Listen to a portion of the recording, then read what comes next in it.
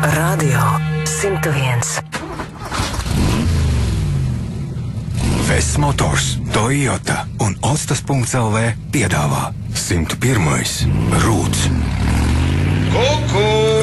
Kāpēc nebija rūciens, kāpēc bija kuku? Jā, bet iedomājies šovu stundas garumā, kur visu laiku... Tu varētu fonā visu laiku šādi te darīt. Egon, vienkārši fonā. Ja tu neesi pamanījis, mēs uz to ejam. Jā, nu juniors šodien izstāsta, ka tiešām rūp. Pirmām kārtām paklausies manī, otrām kārtām paklausies reklāmu. Bet trešām kārtām paklausies sevi. Un, senior, Bet lai kā būtu, lai kā nebūtu, lai kā būtu, lai kā nebūtu, bet rūciens ir sācies. Skaties, trešdienas vakar rūciens ir sācies. Vakar cīmē klausītāji, vakar cīmē skatītāji. Šodien mums būs viesos Egils Agārskis, Latvijas Motosporta federācijas prezidents. Runāsim par nopietnām lietām, runāsim par to, kāda bija šī sezona motosportā Latvijā.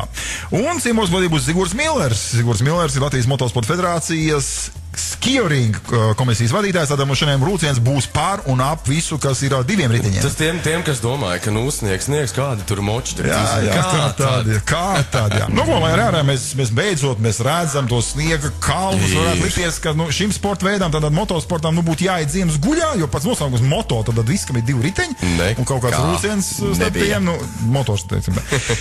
Laikam īsti ziemas braukšanai, nav tā kā paredzēta, uz ielām, kā nebūtu, jā, bet, laikam tāds paliels pulks trako, es domāju, labā ziņā, galīgi tā nedomāju. Jo izrādās mums Latvijā, kā jau teica Egils Agārskis, mums ir ziemas motocross, un arī, un to mēs varam, manuprāt, tiešām lepni saukt par vienu no mūsu nacionālajiem sporta veidiem skiorings, ja. Savā laikā viņš bija ļoti populārs, tad mazliet tāds atslābums kaut kādu periodu, cik es atceros bija, un tagad izstāsta, ka atkal tādu kārtīgu bumu un apakaļ viss ir kārtībā. Un kas tad notiek Latvijas skioringa saimē? Mēs jautāsim Latvijas Motosporta federācijas skioringa komisijas vadītājiem Zigurdam Milleram. Labvakar, Zigurd! Labvakar! Pagājušā, ziemā, godīgi sakot, bija tāda nevisai sniegu bagāta, jā. Kā vispār notiek tā trenēšanās šiem te sportistiem skioringā? Ja tā ir pat taisnos sacensībām un tā vienkārši, kas būs? Lielākoties, cik es pats savā laikā braucis un ko es esmu pasācis un darījis, ja, līdz pirmajam sniegam, protams, tas notiek zālēs, trenažieri, skriešanas, slēpošanas, kā jau kas tad, jo slēpošanai sniegs varbūt pietiek, trasēm viņi pa maz, un ja nav labi sagatavot trasi, tātad slēpes iet pa gaisu, sportisti lamājās, un daļai pagājušā gadā arī šie laika apstākļi vienā otrā sacensībā mūs pievīla. Tātad zeme nebija sasalusi, tātad pa virsu, kas ir sataisīts, viss juka ārā, un bija divās trasēs diezgan palielas tādas problēmas. Šogad mēs esam ļoti nopietni pieķērušies pie trasēm. Ir gatavojās šobrīd 9 trases. Jā. Es varbūt ātri nosaukšu, tātad Ropaži, Dignāja, Rīga, Ķekava.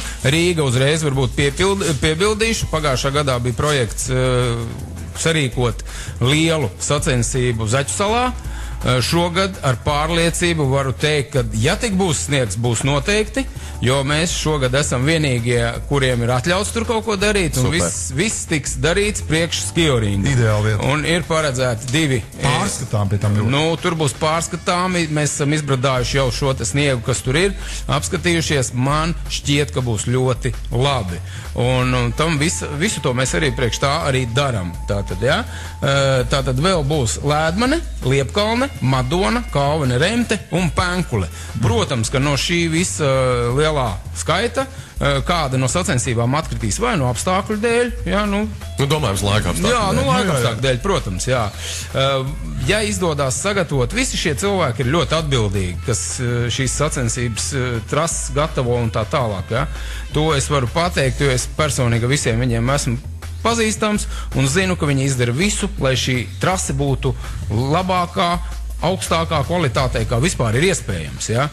Tā kā bez viņiem nekas te nenotiks, ja, un paldies viņiem, ka viņi vajag to mazliet augšā, to bārnēno vai sirmo, vai kā viņi tur visu sauc. Ar to arī vajag sarunāt. Bez tā pavisam nekas nenotiks. Klaus, Zigurd, par tiem pašiem sportistiem, ja pareizi par sacensībām un šīm klasēm, cik man atmiņa neviļ, tad skioringā bija tās daudzās klases, tātad katram izmēram sava klase, vai šogad šajā jautājumā nekas nebūs mainījies? Domāju, ka nebūs mainījies viena iemesla dēļ, ka tev ir nepareiza informācija. Jo tāpēc es ļoti ātri, tad arī, lai nekavētu laiku, pateikšu, tad Latvijas čempionātā skijoringā ir šobrīd 6 klases. Tikai? Jā. Tu tas pagājušajam likās, ka tu biji wow. Nav taisnība. No pagājušā gada ir viena klase laukā, tas ir hobija tautas klase. Viņa bija ļoti maz apmeklēta, mēs nolēmām, ka mums viņu varbūt arī nevajag, un ir citas iespējas, kur startēt. Ja? Tātad Latvijas čempionātā skijoringā ir klases jaunieši, lielā meistarklase, mazā meistarklase, lielā tautas klase, mazā tautas klase, un šogad ir pirmo reizi arī Latvijas čempions tituls vecmeistaru klasei. Jā, tātad ekipāžai, kurai ir gadu skaits ir 85, un braucējam ne mazākā 45 gadi. Ja? Tas ir tas, kas attiecās uz skijoringu. Varbūt tātad par to, kas notiek arī ar motokrosu skijoringu ietvaros. Ja? Tātad Latvijas čempionātu mums ir atļāvusi sarīkot motokrosu komisiju. Šodien bija komisija nobalsoja, ka Latvijas čempionāts būs motokrosā gan tikai vienā klasē, tātad tas būs cross bez radzēm. Bet tātad skijoringa komisijas lēmums ir, kad pārējos, kas brauc vieni paši bez slēpēm aizmugurē, bez tā, kas tur gāžās bieži vien, ja? Tātad ieklausieties, kas būs Latvijas lielā meistara balva. Un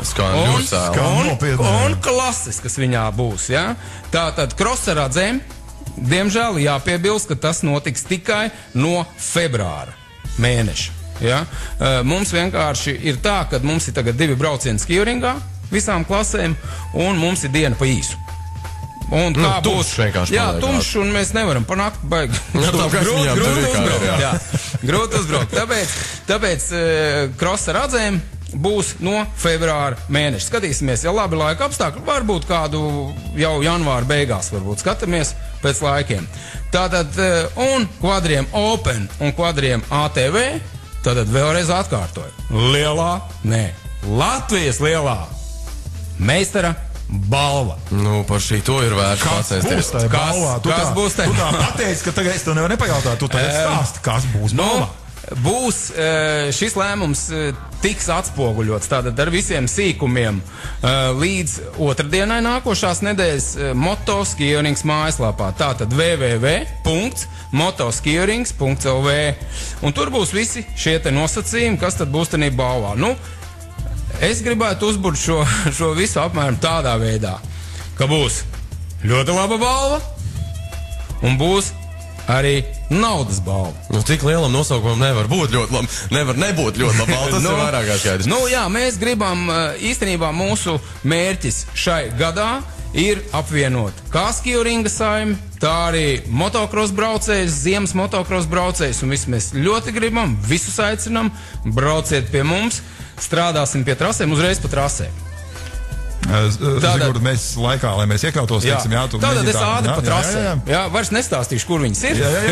Teikšu, ļoti īsa informācija. Lai neviens nevarētu apšaubīt trašu kvalitāti, izskatu, formu un visu, kas ar viņu notiek, tātad motoskijorings.lv jau šonedēļ tiek publicētas video, kā tiek gatavotas trases, intervijas ar organizatoriem, kas tieši veido šīs trases. Būs arī pirms pašas sacensības apmēram 3-4 dienas video par kāda ir trase, pa kuru jūs brauksiet. GPS, var redzēt, visas skatītāji arī var redzēt. Visas skēmas, visi skatītāji var apskatīties, vai viņiem būs interesanti tur aizbraukt, pastīties. Man jātams, Sigurd, lai mēs vienkārši ekonomētu laiku, piedod, bet laiks ir tik, cik viņš ir. Jāpastiep. Pastāst man, kad ir šīs pirmās sacensības. Tas ir pats galvenais, kas pateic, interesē klausoties visu šo te.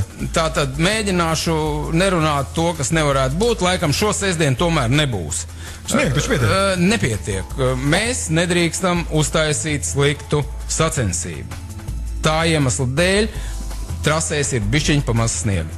Tad, kad prognozējat? Ceru, ka nākošajā sestdienā būs pirmais posms. Un kur? 2 varianti šobrīd ir Ropaži vai Dignāja. Ropaži vai Dignāja, tur ir trases iesaldētas, viņiem tikai trūkst nedaudz sniega. Nu, to vajag uzpūst, tā kā uz slēpošanas trasēm. Ievilcīgs ir pulti augšā. Jāsaka tā, ka tai uzpūšanai ir viens mīnus. Uzpūst sniegs, pēc tam gāžās iekšā. Nu jā. Jā, ir pieredze bijusi, kad uzpūš, tas ir ļoti labi. Mēs esam pacentušies, jāsaka, paldies Artim Rasmanim savā laikā. Viņš bija arī uzpūts tieši tā badās, bet tām trasēm ir mīnus, kad kā tikko tiek tai virsējai kārtai cauri, viņi gāžās iekšā, priekšējai riteņi, viss pa gaisu. Tas domāts slēpotājiem, nevis motobraucējiem. Tieši tā. Es domāju to, ka pirmkārt tu mums noteikti vēl dos informāciju par to, kad tad būs šīs sacensības. Mēs noteikti nākamajā raidījumā arī tad pateiksim konkrēti, kur viņas būs, kā viņas būs. Atgādāsim mūsu cienījumiem klausītājiem un skatītājiem. Un, nu ko, mēs novēlam veiksmīgu sezonu, vēlreiz tikpat skaļi un forši pasaka, kā tu nosauc šīs sacensības? Pagaid, ja tu domā par šo te jauno, tad jaunais Latvijas lielā meistara balva. Jūs zināt visu, kā tas skan. Tieši tā. Un ko galvā atceramies to, ka www.motoskijorings.lv ir tā vieta, kur sakot līdz gan, kā jau tu teici, kā top trases, kā viņas izskatīsies, intervijas, vispārējais. Tātad esam lietas kursā, kur, kā un kādā veidā tas viss notiek. Un lai jums šogad pietiek sniegs. Jā, mums šogad ir nolemts, ka mums ir jāizdara viss, lai Latvijas sabiedrība redz un uzzina, kas ir skijorings. Un pusi no sabiedrības ir gaidīta noteikti trasē. Nu, mums, es domāju, ka liela daļa no jo tā otrā puse jau tur ir. Jā. Paldies, Igord! Lai veicās, turam buru. Paldies. Kas jātur motosportā? Rūķis, striķis jātur. Jā, ok, lai veicās. Jā, paldies.